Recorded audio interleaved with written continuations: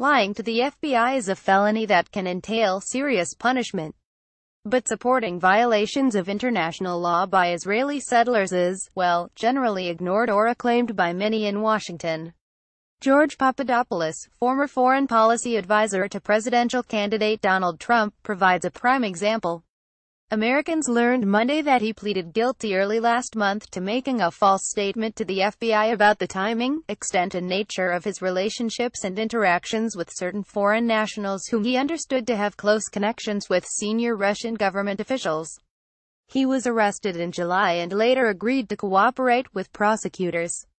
Close readers of the news may have also learned of Papadopoulos' close connection to Israel and its West Bank settlers. Here's Yossi Dagan showing George Papadopoulos where the Jordan Valley is before latter plead guilty to lying to FBI about his Russia contacts. Pic.twitter.com CPCM3RC, Jacob Magid October 30, 2017. In a video addressed to the settlers coinciding with Trump's inauguration as president, Papadopoulos said, "We are looking forward to ushering in a new relationship with all of Israel, including the historic Judea and Samaria, calling the West Bank by the name Israel uses." Papadopoulos appeared in the video with Yossi Dagan, head of the Samaria Regional Council, a settler body in the occupied West Bank. Dagan was among a number of settler leaders who traveled to Washington for Trump's inauguration, where they received a warm welcome. All of Israel's settlements on occupied Palestinian land are illegal under international law. But those violations, which are subsidized by the U.S. government and by tax-deductible U.S. charitable contributions, have never been a concern for U.S. prosecutors. Promoting Israel's interests, David M. Weinberg, a columnist for the right-wing Jerusalem Post, reported last year that Papadopoulos visited Israel in April 2016, where he spoke to Weinberg and associates of the Bigasated Center for Strategic Studies. Weinberg, an apparent Trump enthusiast, wrote that he did not hear from Papadopoulos any dialing back of the ridiculous Trump boast that he could get an Israeli-Palestinian deal in a flash. According to Weinberg's account, Papadopoulos told his Israeli aunts that Trump views Russian President Vladimir Putin as a responsible actor and potential partner. Putin has been respectful of Israeli concerns in Syria and elsewhere, too, Weinberg wrote, describing one of Papadopoulos' reasons for Trump's rosy view of the Russian leader.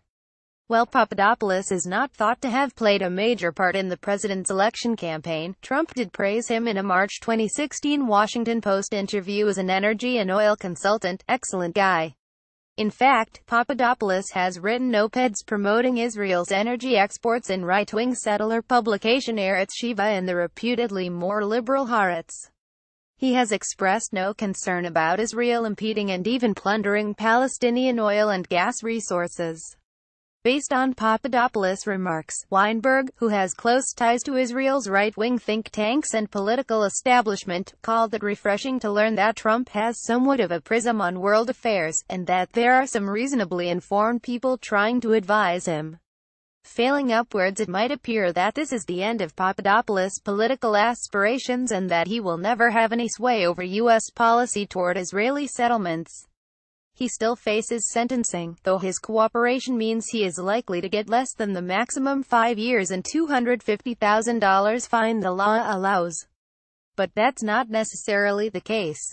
Elliott Abrams, Assistant Secretary of State during the Reagan administration, pleaded guilty in 1991 to withholding information from Congress in the Iran-Contra scandal, where U.S. officials secretly facilitated arms sales to Iran in order to funnel the proceeds to U.S.-backed militias trying to overthrow Nicaragua's left-wing government.